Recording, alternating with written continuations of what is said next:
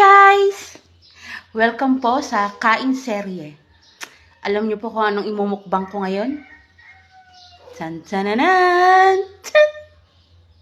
Ito pong imumukbang ko ngayon. Binigay po ng kapatid ng aking lakay. Ganon. Thank you. Shout out sa'yo. Thank you. Palaging nagbibigay po ng saging yan. Siguro sa tingin niya unggoy ako. May ganon. Well, at dahil dyan, imumukbang po natin. Titikman natin ng saging na para bang tayo ay isang unggoy for today's burial. Ganon ang atake natin for today's. Well, natikman ko na siya kagabi. Pero masarap naman. Pero ngayon, hindi ako kontento. Gusto ko ubusin talaga lahat siya. Pero wag ka. May kambal. Anong ibig sabihin nito? Ito ba ay senyales ng aking... Ay, wag na. Mahirap na. Ay! Natomba siya. Tikman na po natin. Kagabi, muntik ko na talaga siyang maubos. Nung unang tikim ko pa lang. Pero, hindi ako nakontento. Sabi ko, bukas na lang. Ng umaga. Pagkising ko. So, may mga maraming saging dyan. Baka naman. Andito lang po ako. Dito lang po ako sa bahay. Chan-chananan! Chan-chan! Yan. Chit-chit-chit. Para ka may naalala. Hindi. Walang ganun. Eme. Tikman na natin. Kain po kayo.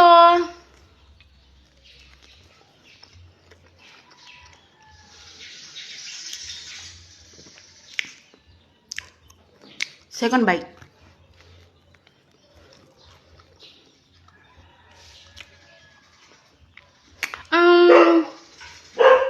Okay naman po siya. Yung texture niya, ganun pa rin po. Parang merong mapagkalagkit. Parang at saka matamis po siya.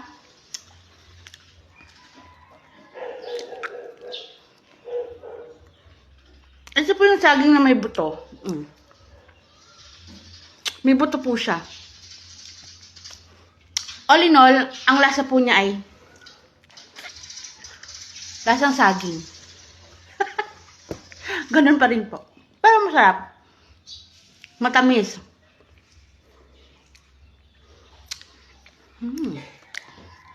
Kasi sino po mahilig dito yung mahilig sa prutas?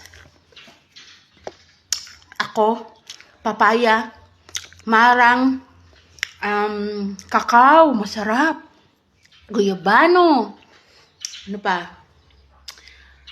Basta, mga prutas, kainin ko talaga yan. Papaya. Lalo na pag hinog. Ganon. Pangalawa. Chan-chan-chan.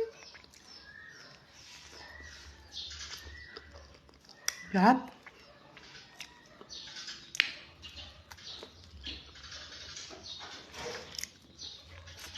I-rate ko siya ng 9 out of 10. Ganon.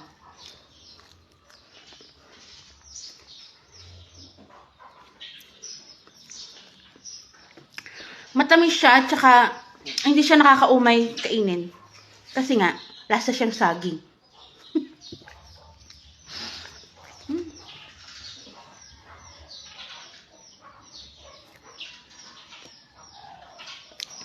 Alam niyo guys, ilang week na akong hindi nakakapagtinda. Alam niyo kung bakit?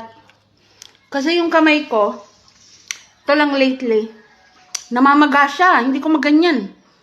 Hindi ko matiklop. Ewan ko ba? Tapos, nung gumaling na, medyo nagaganyan ko na siya. Ba, sumunod naman yung paa ko, namamaga. Ano ba yan? Ano ba to? Senyalis na ba ito ng pagkatanda? May ganun. Hindi. Think positive lang tayo. Age is just a number. Di ba?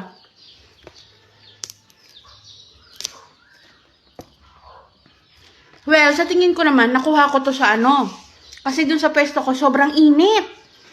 Tapos maalikabok pa. So, palagi ako naghuhugas ng paa. Siguro, napasukan ng lamig. Init yung lupa. Tapos, mga ilang minutes, 10 minutes, 20 minutes, 1 hour, ganyan. Naghuhugas ako ng paa. Siguro, napasukan ng lamig. Init, tapos lamig, ganun. Kaya namagasya, nahirapan ako maglakad. Ganon. Kaya, 2 weeks na may yata ako hindi nakapagtinda, guys. Kaya walang kita, guys. Nga, ang babaeng mataba. Ganon. Pero okay lang. Think positive pa rin tayo, mga mare. Kasi, sa mga darating na araw, baka magtinda na ako, mare. Kasi nakaka-boring pag wala kang ginagawa. Tapos wala pang kita. Di ba? Kailangan, may kikitain tayo. Para kahit paano may income kahit maliit, di ba? Makabili ng sabon, shampoo, ano pa? Sabon panlabas, sabon panligo, ganun, di ba?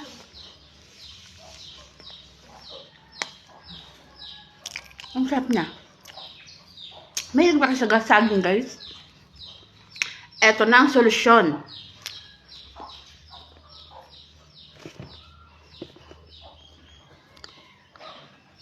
Mabuto.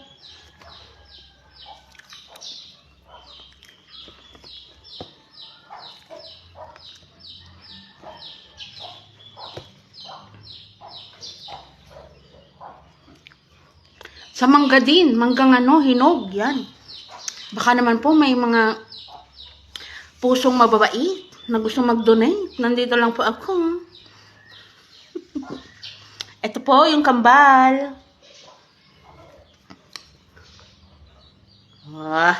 Anong nasa isip? Senyales na ba i-touch? Ay, hindi. Walang ganun. Ayoko.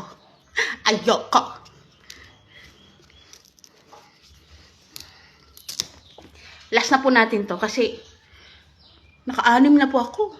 Kagabi pa. Yan. Mamaya po yan iulam ko po sa kanin. Masarap po. Tapos lagyan ng chili oil. Paubos na po siya. Ulam yan. Chili oil at saka saging. Sarap yung ulam.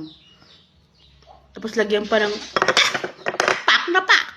Bagaeng. Last and not the least, the saging is the best.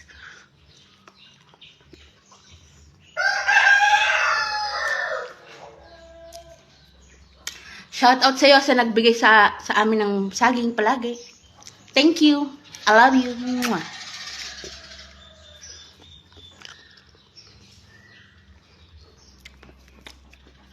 Okay ba yung gupit ko, guys?